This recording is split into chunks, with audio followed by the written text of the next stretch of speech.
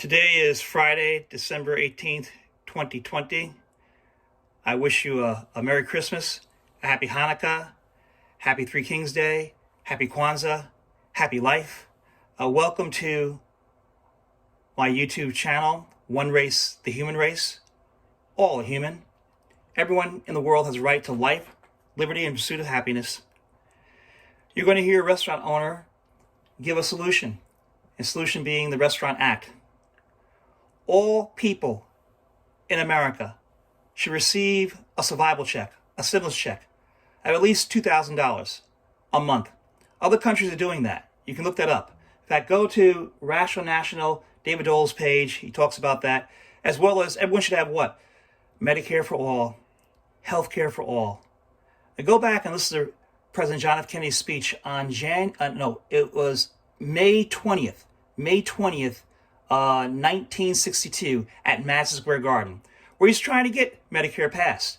It won't pass until October 1965, when President Johnson administers Medicare application to President Harry Truman, being the first one to receive Medicare and sign up for it in America. You can check out that YouTube video. It's there. Here's the point we're trying to make. Everyone in the world, everyone in America, all people have a right to life, liberty, pursuit, happiness. We have something called the General Welfare Clause here in America. Let's pass survival checks, survival stimuluses for all people in America. It'll help our economy.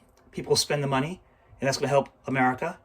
And by having Medicare for all, hey, instead of having employer-sponsored health care, now everyone has it. Now, if you like your employer-sponsored health care, that's wonderful.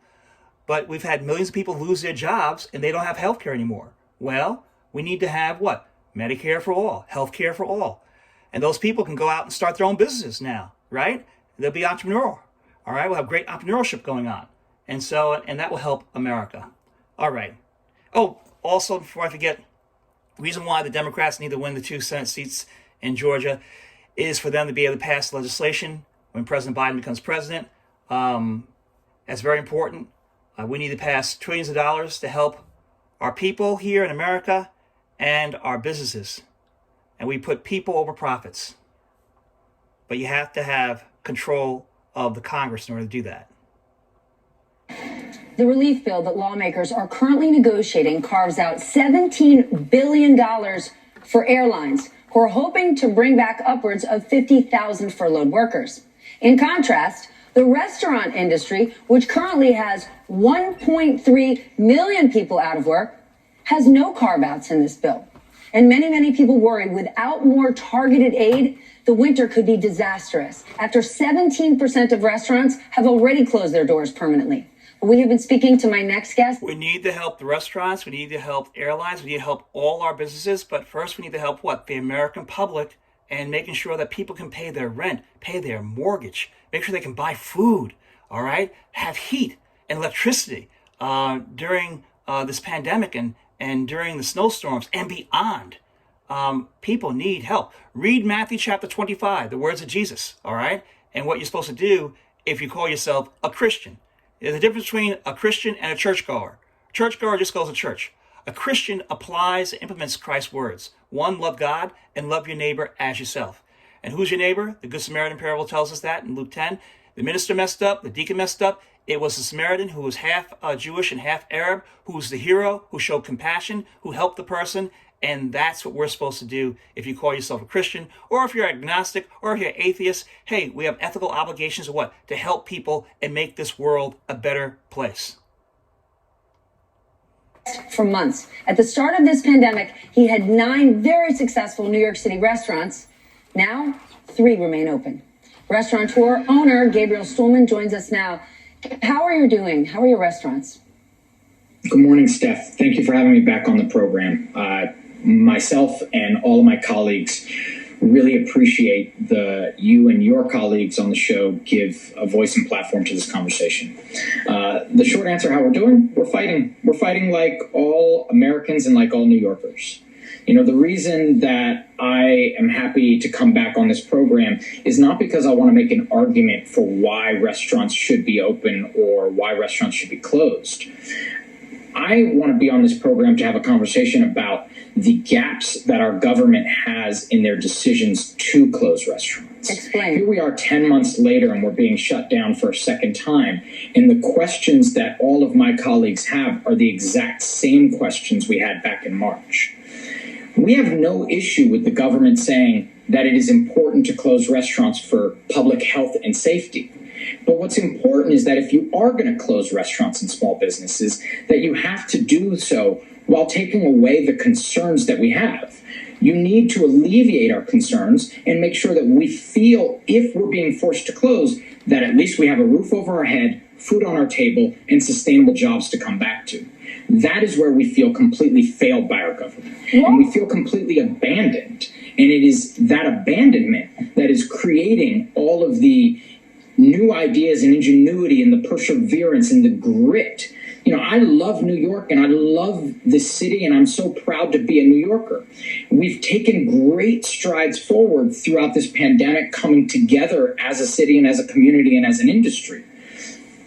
And some of the great ways that our government has helped by opening up sidewalks and streets and by expanding the opportunity to do delivery are wonderful. But we can't stop there. And it feels like we have stopped there.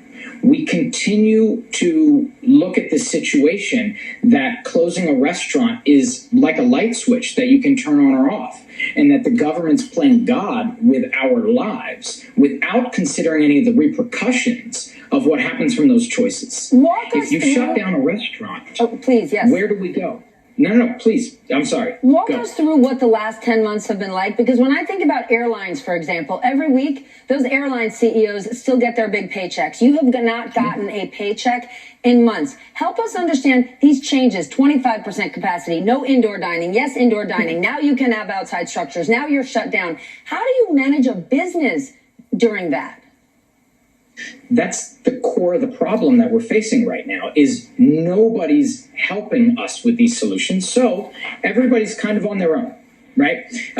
There is no solution on how we handle it. And exactly like you said, so far, the only thing that's been offered to restaurants since this pandemic began was PPP money, which we all know was 2.5 times average monthly payroll.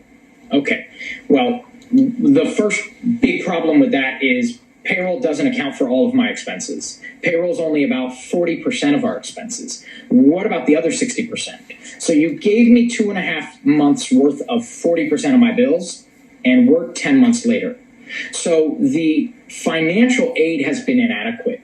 And something that you pointed out that's so unbelievably important, and my colleagues in ROAR have crunched the numbers on, is, we are carving out $17 billion for the airline industry to bring back 50,000 jobs. That's nearly 400,000 plus per job brought back. Yet the restaurant industry has been asking for $120 billion to bring back over 1.3 million jobs. And so, I think that the solution is an unpopular solution. Somebody needs to share in the pain. The solution is the banks need to take a hit, right? We look at the way other countries are solving this problem. You look at Canada and my friends that own restaurants in Montreal. Every time they get shut down, the rules in Montreal are the restaurant pays 25% rent, the government pays 50% rent, and the landlord takes a 25% hit. Everybody shares in the problem solving in that solution. Our problem here is, no, you can't open, you can't do anything to gain revenue, but all of your bills will accumulate while you're closed. Gabe, we got to find a solution for this. We do not want to lose the heart and soul of America, our restaurants. The great news is we have a solution. It's the Restaurants Act, and it has bipartisan support. Well, we're going to keep talking about it. Gabe Stuhlman, thank you for joining me today. And finally, this morning, before we go, I just want to take our last moment to think about this week. It has been one for the history books. We saw the first coronavirus vaccines in America being given. It started in New York with Sandra Lindsay, and we saw scenes like this play out at other hospitals across the nation. Now, the question is why? Go back to the interview of Bob Woodward with President Trump from February 7th, 2020.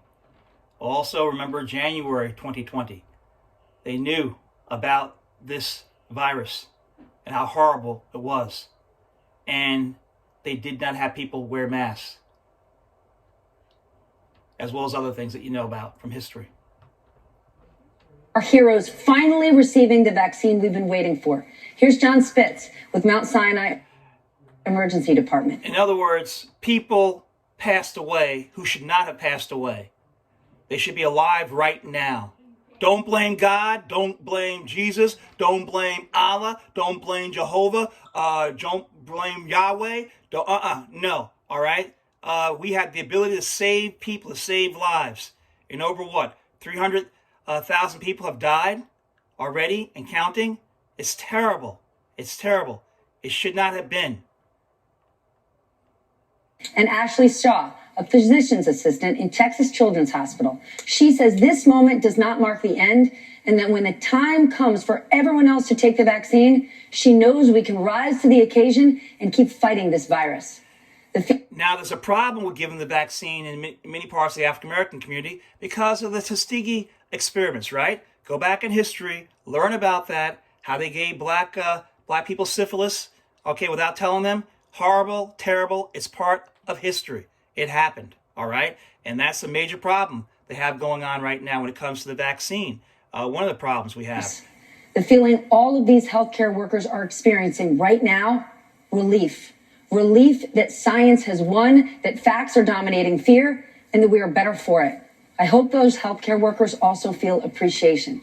We are so grateful for them. I'm grateful for you watching today and every day. I know December is a stressful and overwhelming month.